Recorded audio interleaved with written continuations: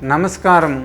Social post health channel వ్యూవర్స్కి స్వాగతం. నేను doctor Chhaava Anjaneyulu, senior consultant ENT surgeon working with Asian ENT care centre located in Panjagutta, Hyderabad.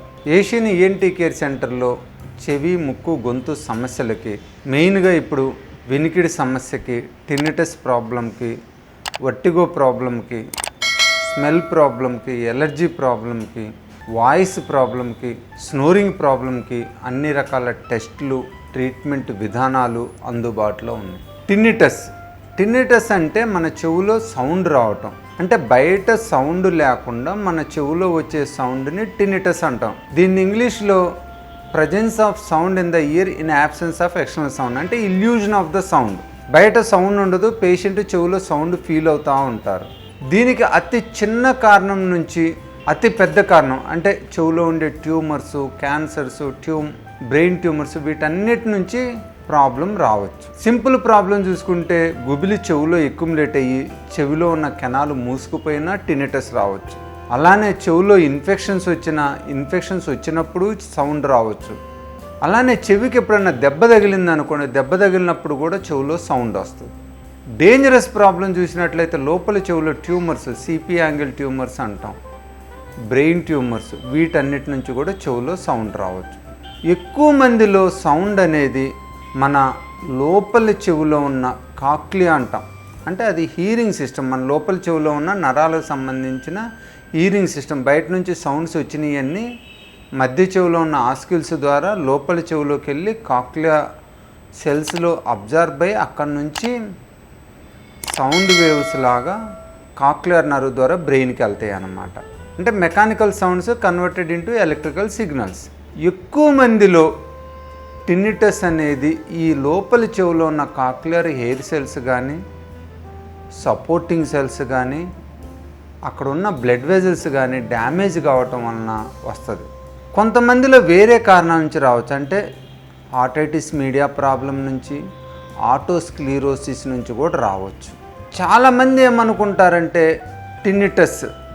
టిన్నిటస్కి treatment లేదా, దాని డిసీజ్ని diagnose చేయటం ఎట్లా, వీటన్నిటి మీద కన్ఫ్యూజన్లో ఉంటారనమాట. మెయిన్గా టిన్నిటస్ ఉన్న పేషెంట్స్కి ఫిజికల్ ఎగ్జామినేషను, కాక్లియో వెస్టిబులర్ ల్యాబ్లో టెస్టులు, రేడియోలాజికల్ ఇన్వెస్టిగేషన్, సిటీ కానీ ఎంఆర్ఐ కానీ. సపోజు ఓన్లీ టిన్నిటస్ ఉంటే సిటీ స్కాన్ సరిపోతుంది.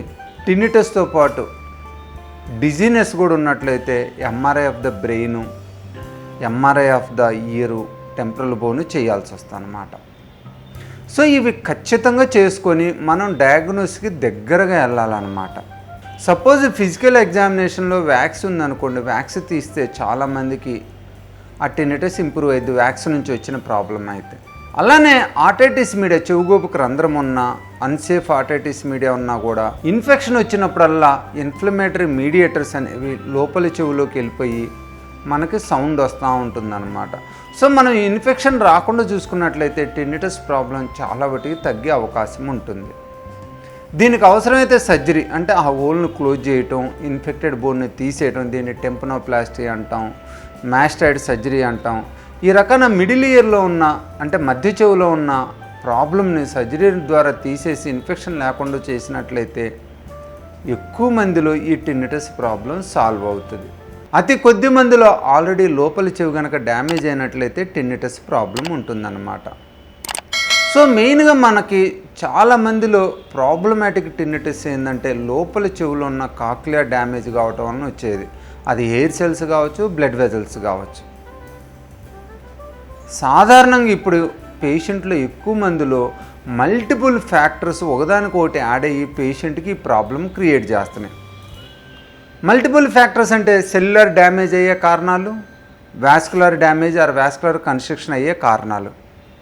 ఇప్పుడు మనం చూసినట్లయితే సెల్స్ డ్యామేజ్ చేయడానికి మెయిన్ ఇప్పుడు ప్రధాన కారణం ఏంటంటే కంటిన్యూస్గా ఫోన్లు వాడటం. హెడ్సెట్ కావచ్చు, బ్లూటూత్ కావచ్చు, ఫోన్ కావచ్చు, ఎయిర్ పాడ్స్ కావచ్చు. చాలామంది ఏంటంటే ప్రొఫెషనల్గా వాడితే ఫ్యూ మినిట్స్ వాడితే యూజువల్గా నష్టం ఉండదు, కానీ చాలామంది ఎంటర్టైన్మెంట్ పర్పస్ వాడుతుంటారు. సాంగ్స్ అవర్స్ టుగెదర్ వింటుంటారు. కొంతమంది చెవులో ఇయర్ పాడ్ పెట్టుకొని నిద్రపోతా వింటూ ఉంటారు, వాళ్ళు నిద్రలో జారిపోతారు. ఇవి చాలా డేంజర్ సిచ్యువేషన్స్ అండి. వీటి నుంచి కంటిన్యూస్గా మన లోపల చెవులో ఉన్న కాక్లియర్ హెయిర్ సెల్స్ డ్యామేజ్ అవుతాయి, బ్లడ్ వెజల్స్ కన్స్ట్రిక్ట్ అవుతాయి, సెల్ డ్యామేజ్ అవుతుంది అన్నమాట. దీనితో పాటు వైరల్ ఇన్ఫెక్షన్స్, చలిగాలికి ఎక్స్పోజ్ కావటం. ఈ వైరల్ ఇన్ఫెక్షన్స్ చలిగాలికి ఎక్స్పోజ్ అవటం వలన, దానితో పాటు మనం ఫోన్లు కూడా వాడటం వలన ఇవన్నీ ఒకదానికొకటి యాడ్ అయిపోయి లోపల చెవులో ఉన్న సెల్స్ని డ్యామేజ్ చేయటం, నర్వ్స్ని వీక్ చేయటం, బ్లడ్ వెజల్స్ కన్స్ట్రిక్ట్ అయ్యేటట్టు చేయటం చేస్తుందన్నమాట.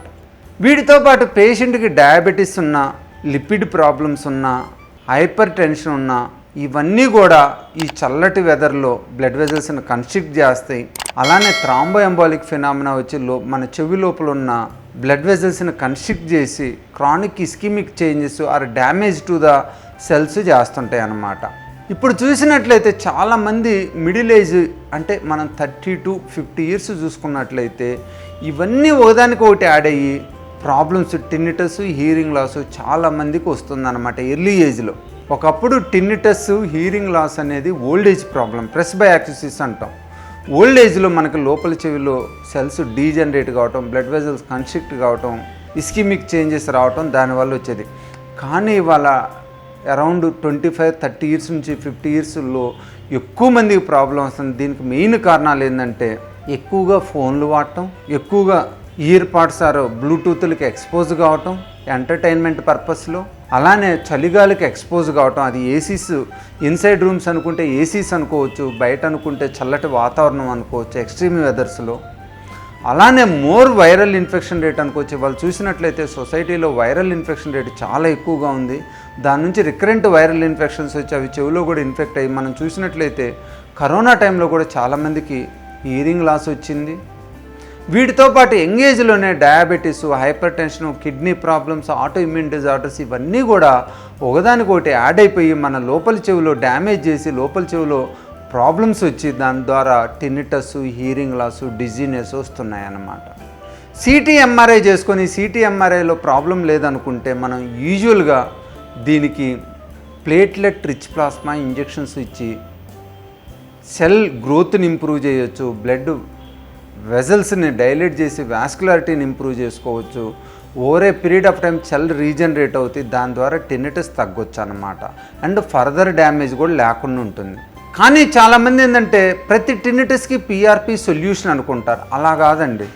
సపోజు ఒక పేషెంట్ వచ్చారు, వాళ్ళకి ఆటోస్క్లీరోసిస్ ప్రాబ్లం ఉంది, అంటే హీరింగ్ లాస్, నర్వ్ హీరింగ్ లాస్తో పాటు టిన్నిటస్ కూడా ఉంది. ఇలాంటి వాళ్ళలో పిఆర్పి ఎక్కువగా పనిచేయదు, పిఆర్పి పనిచేయదండి. వీళ్ళకి ఏంటంటే బేసిక్గా కండక్టివ్ లాస్ ఉన్నట్లయితే సర్జరీ చేయాలి, అలా కాకుండా నర్వ్ లాస్ ఉన్నట్లయితే సోడియం ఫ్లోరైడ్ ఇచ్చి హీరింగ్ ఎయిడ్స్ పెట్టాలన్నమాట. సో చాలామంది ఏంటంటే డైరెక్ట్గా వచ్చి టిన్నిటస్ తోటి ప్లేట్లెట్ రిచ్ ప్లాస్మా ఇంజెక్షన్స్ ఇవ్వండి, దాంతో తగ్గిద్దేమో అంటారు. కాదండి, ఫస్ట్ మనం ఎవాల్యుయేట్ చేసుకోవాలి. టిన్నిటస్ ప్రాబ్లం దేని నుంచి వస్తుంది? మధ్య చెవిలో ఉన్న ఇన్ఫెక్షన్ నుంచి వస్తుందా, లోపల చెవిలో ఉన్న సెల్స్ డీజనరేషన్ నుంచి వస్తుందా, లేదా ఇంకా లోపల చెవిలో ఏమన్నా ట్యూమర్స్ ఉన్నాయా అని చూసుకోవాలి. మధ్య చెవిలో ప్రాబ్లం ఉన్నా, లోపల చెవిలో ట్యూమర్ ప్రాబ్లం ఉన్నా దాన్ని యూజువల్గా సర్జరీతో మనం కరెక్ట్ చేసి హీరింగ్ని ఇంప్రూవ్ చేసినట్లయితే మధ్య చెవి ప్రాబ్లంకి టిన్నిటస్ కూడా ఇంప్రూవ్ అయ్యే అవకాశం ఉంటుంది. లోపల చెవుల్లో ఓన్లీ హెయిర్ సెల్స్ డ్యామేజ్ అయినా, కాక్లియర్ హెయిర్ సెల్స్ డ్యామేజ్ అయినా, అక్కడ బ్లడ్ వెజల్స్ నుంచి వచ్చింది అనిపించిన ప్రాబ్లము మనం ప్లేట్లెట్ రిచ్ ప్లాస్మా ఇంజెక్షన్స్ ఇచ్చినట్లయితే పేషెంట్కి ఉపయోగం ఉంటుంది. టిన్నిటస్ ప్రాబ్లం కూడా తగ్గుతుంది, కొంతమందిలో హీరింగ్ కూడా ఇంప్రూవ్ కావడానికి అవకాశం ఉంటుంది. మీకు ఎవరికైనా కూడా టిన్నిటస్ ప్రాబ్లం ఉన్నట్లయితే హైదరాబాద్లోని పంజాగుట్లో ఉన్న ఏషియన్ ఈఎన్టీ కేర్ సెంటర్ని సంప్రదించండి.